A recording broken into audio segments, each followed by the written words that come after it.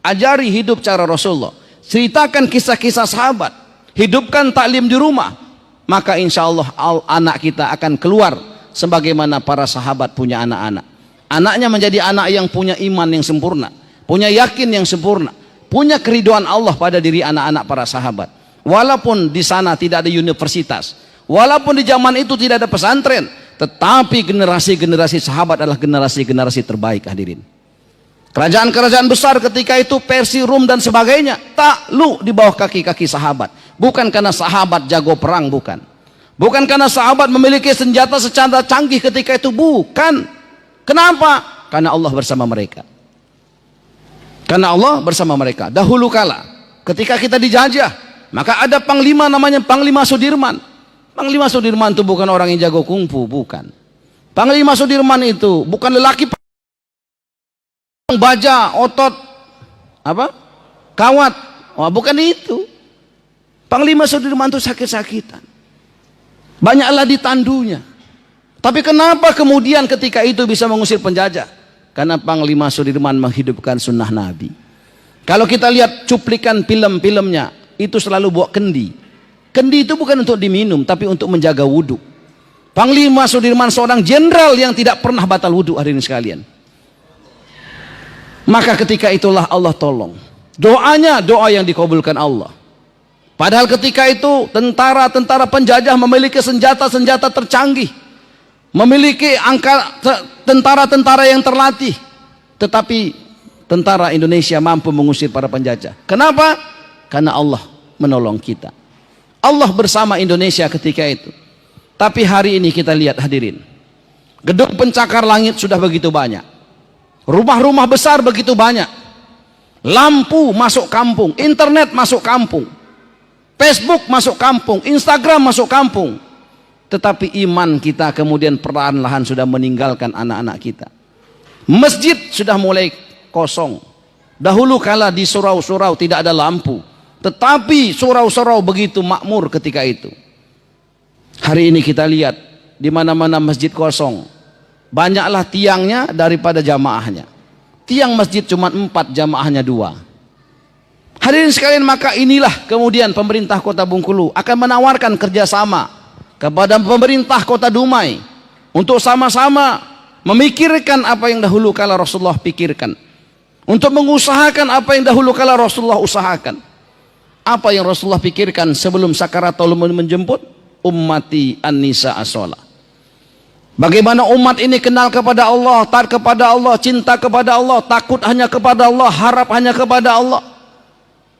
Bagaimana kemudian umat ini saling berkasih sayang karena Allah, bertemu karena Allah, berpisah karena Allah. Bagaimana umat Islam ini, hadirin sekalian, tidak ada yang tidak sholat berjamaah di masjid.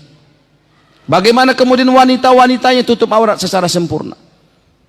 Maka untuk mendapatkan kebahagiaan yang di awal kita bicarakan, hanya ada satu cara saja.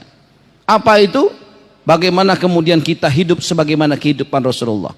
Salah satu alat ukur untuk menghadirkan kebahagiaan itu adalah memakmurkan masjid. Maka dengan memakmurkan masjid, hadirin sekalian, maka Allah yang akan memberikan kemakmuran. Kita lihat di Mekah Madinah. Mekah Madinah itu tanahnya kering kerontong, tidak sesubur Dumai, tidak sesubur Indonesia. Kalau kita datang ke rumah-rumah orang Mekah Madinah, orang Arab, tidak ada di depan rumahnya nanam pisang, tidak ada, nanam rambutan tidak ada, nanam alpukat tidak ada, di belakang rumahnya tidak ada kambing, kandang kambing, di sampingnya tidak ada kolam ikan. Tapi kalau di negeri kita, hadirin, jarang rumah yang tidak menanam pohon di depan rumahnya. Ada rambutan, ada semangka, macam-macam jenis buah-buahan ditanam. Tapi perbedaannya, kalau kita datang ke rumah orang Arab diundang, walaupun di depan rumah tidak ada pohon rambutan, tidak ada pohon pisang, tetapi kalau kita di rumahnya disediakan buah-buahannya. Walaupun di samping rumah tidak ada kolam lele, kolam ikan, tapi kalau kita diundang di rumahnya disediakan ikan-ikan terbaik.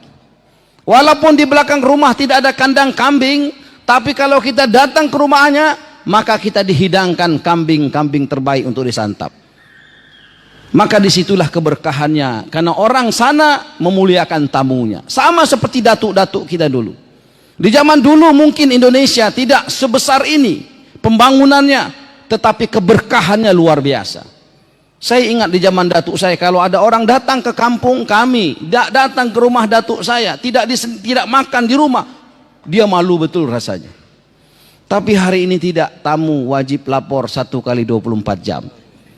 Curiga kita dengan tamu. Sayyidina Ali radhiyallahu menangis di sudut Masjid Nabawi.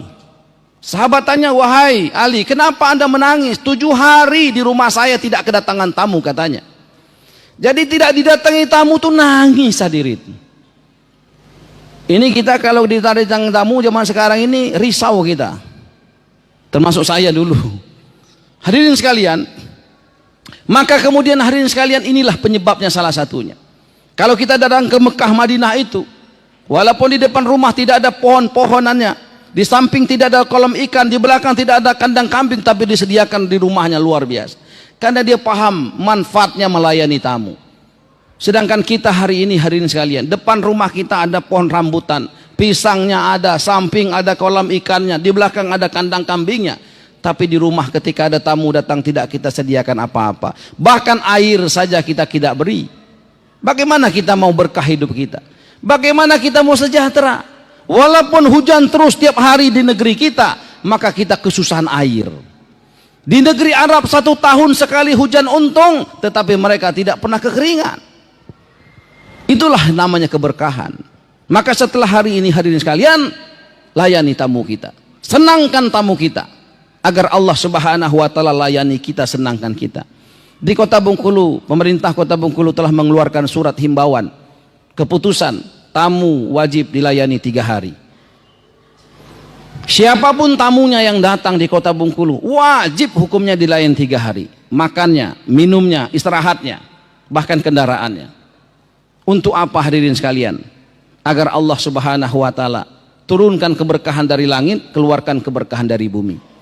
Negeri Arab sudah menjadi contohnya. Kalau kita haji dan umroh di sana, masya Allah. Ketika saya umroh dan haji di sana hadirin, ketika ingin ambil ATM di masjid, ternyata ada tulisan out of service. Saya tanya dengan petugas, kenapa ini mesin ATM rusak? Dia katakan, Pak, bukan rusak, ini ATM punya iman. Sebentar lagi mau azan berkumandang, jadi nggak mau ngelayanin orang. ATM aja punya iman hadirin. Coba kita koreksi, kita nih kalau lagi azan, lagi bawa mobil, berhenti nggak kita? Kita nih kalau lagi azan, lagi ada acara, pamit nggak kita untuk sholat dulu?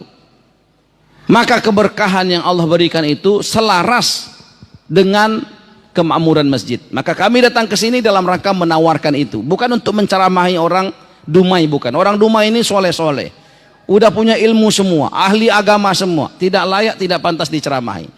Justru kami dari Bengkulu yang perlu mendapatkan pencerahan dari masyarakat Kota Dumai. Oleh karena itu kami mengundang seluruh alim ulama, pejabat Kota Dumai untuk datang ke Kota Bengkulu, menyampaikan salam sunnah hukumnya, menjawab salam hukumnya wajib. Betul nggak Pak? Kami datang ke Kota Bengkulu, dari Kota Bengkulu ke Dumai menyampaikan salam. Bapak Ibu wajib menjawabnya di Kota Bengkulu nanti. Jadi niat semua datang ke Kota Bengkulu insya Allah. Sebagai cerita sedikit penutup, karena sebentar lagi mau isya. Bapak dan sekalian, saya tanya kepada para preman-preman, hei preman-preman, kenapa kamu tidak mau ke masjid? Dia bilang, Pak, ngapain kami ke masjid Pak? Kami kalau ke masjid gara-gara tatoan ini Pak, semuanya curiga sama kami Pak. Imam masjid nggak mau negur kami Pak. Kadang kalau salaman aja hujungnya doang, sambil muka nggak ngelihat kami Pak.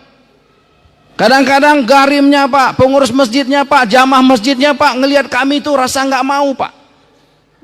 Kalau kami lapar, masjid nggak sediakan makanan Pak. Kalau kami haus, di masjid nggak ada air minum, yang ada cuma kotak amal Pak. Lah kami nggak bawa uang Pak.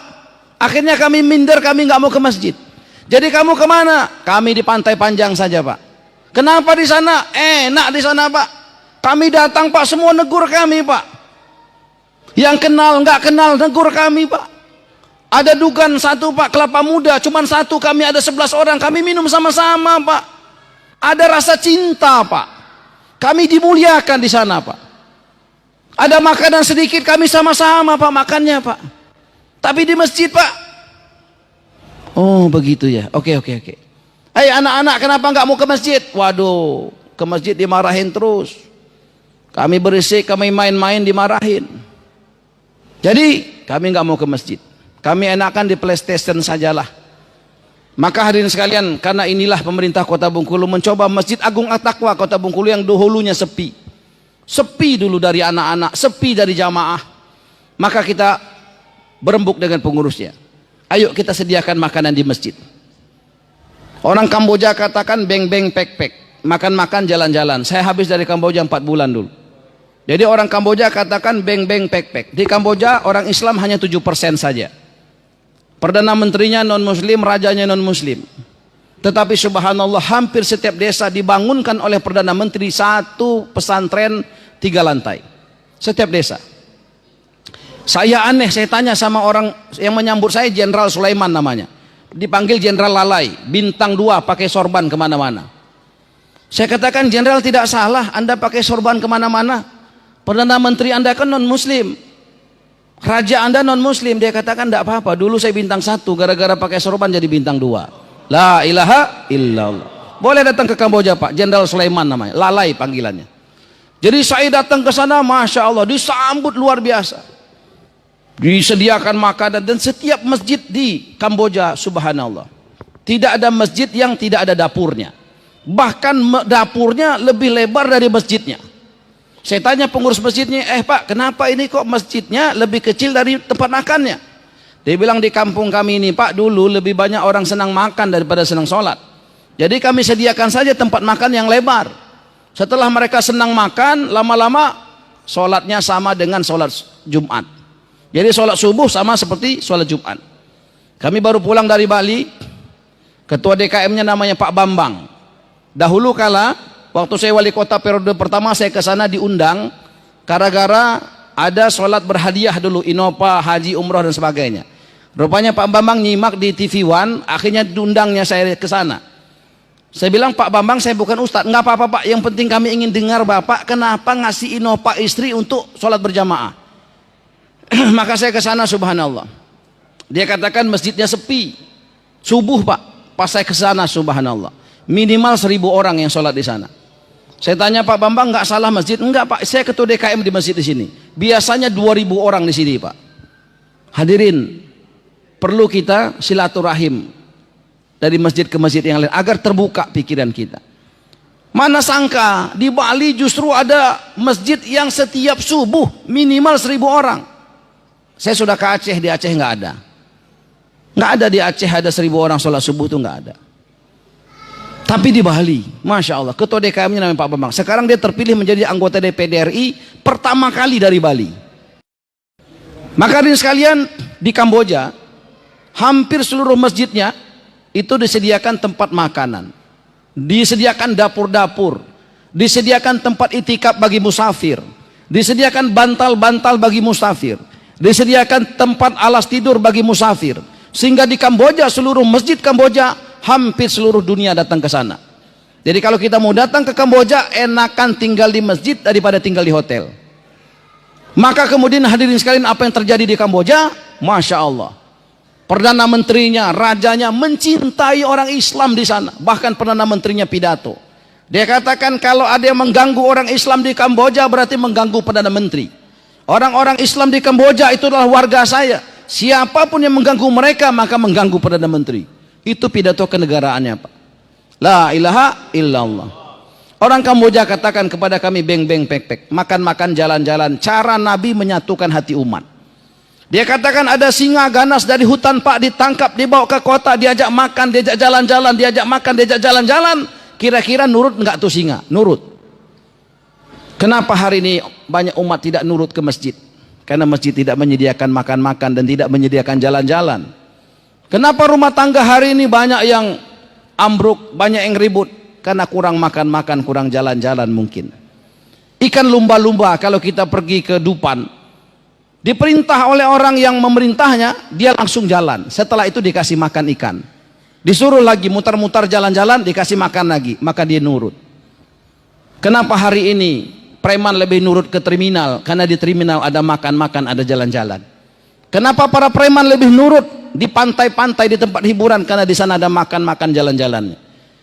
Maka kalaulah ibu-ibu mau agar seluruh anak-anak nih menjadi pencinta masjid-masjid makmur, ibu-ibu ambil bagian, sediakan makanan, masak di rumah yang sederhana saja, bawa ke masjid. Sebelum suaminya, sebelum anak laki-lakinya ke masjid, bekali dengan minuman, teh, mungkin kopi, mungkin gorengan, mungkin nak bawa ke masjid nak. Berikan kepada seluruh orang masjid nak, suruh cicipi makanan ini nak. Hadirin, Siti Khadijah kaya raya. Habis uangnya bukan untuk beli gelang, bukan untuk beli baju, tapi untuk memakmurkan masjid. Maka kalau kita baca kitab, Rasulullah itu punya namanya tempat makan khusus, nampan besar namanya Al-Ghorra. Hampir setiap subuh, setiap duha, itu para sahabat langsung datang makan satu nampan dengan Rasulullah.